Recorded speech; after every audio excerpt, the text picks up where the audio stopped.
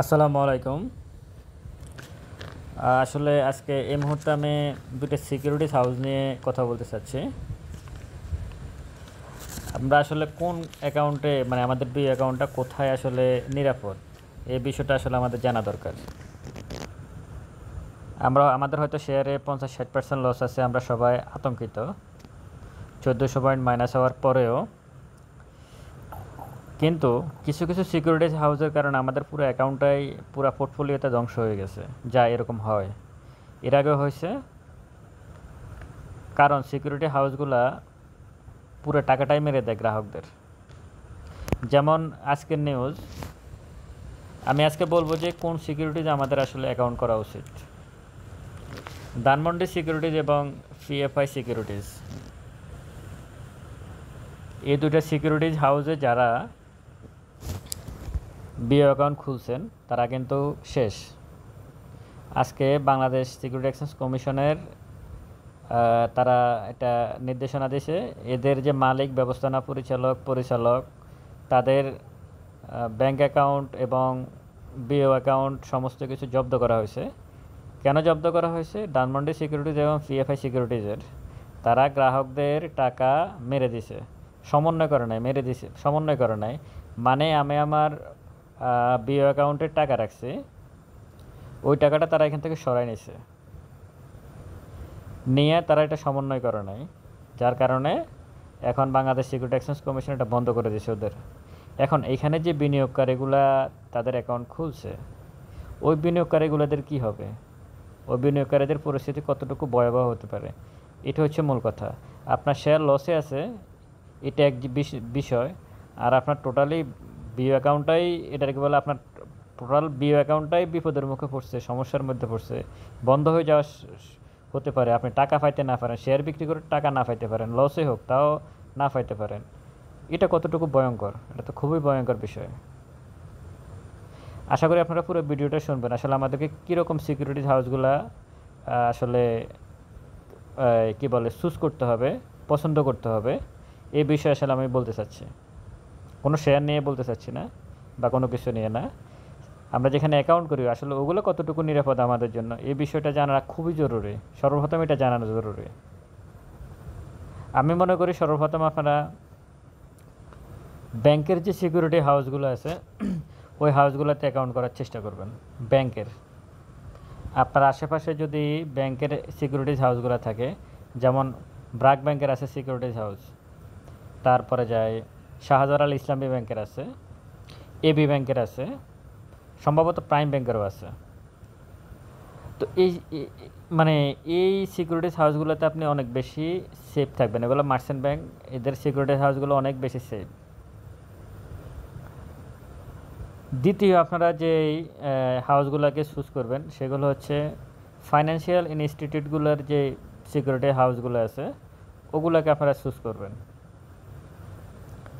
যেমন আইডিএলসি সম্ভবত আছে বা এরকম থাকতে পারে আরও, তাদের সিকিউরিটি হাউসগুলো আপনারা চুজ করবেন। প্রথমে ব্যাংকেরটা করবেন।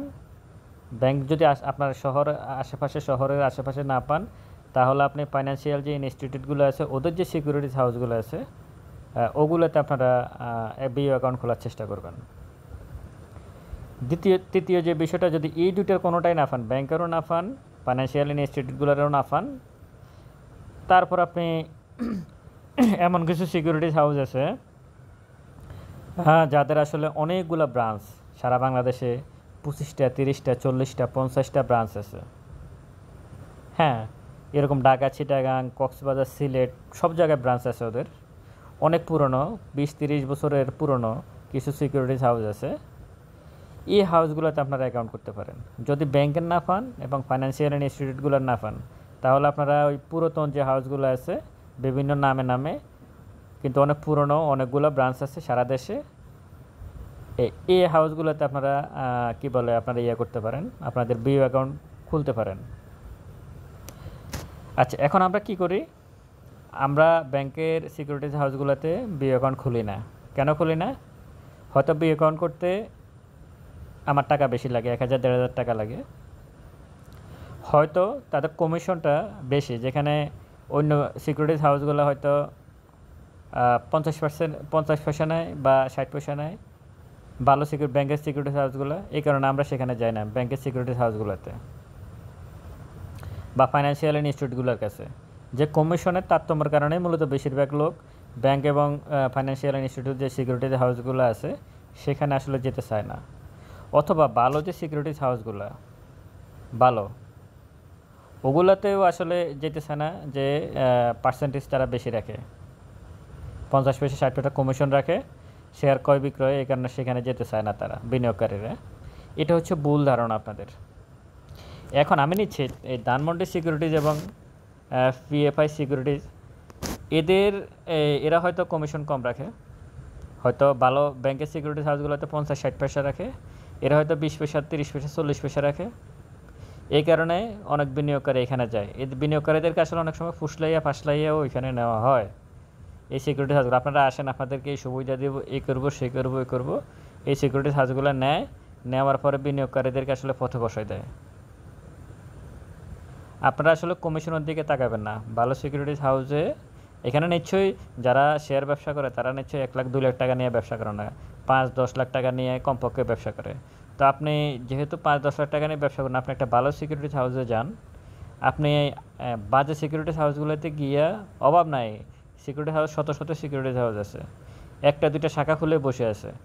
ওইসব সিকিউরিটিজ হাউসে কখনো যাবেন না। যে সিকিউরিটিজ হাউসগুলোতে 1টা বা 2টা শাখা আছে, ওই সিকিউরিটিজ হাউসগুলোতে কখনোই বি অ্যাকাউন্ট খুলবেন না আপনি। সারা বাংলাদেশে যাদের শাখা আছে সেখানে বি অ্যাকাউন্ট খুলবেন। ব্যাংকের বাইরে যদি যেতে হয় আর কি, ব্যাংকের সিকিউরিটি হাউসগুলোতে আপনি না পান।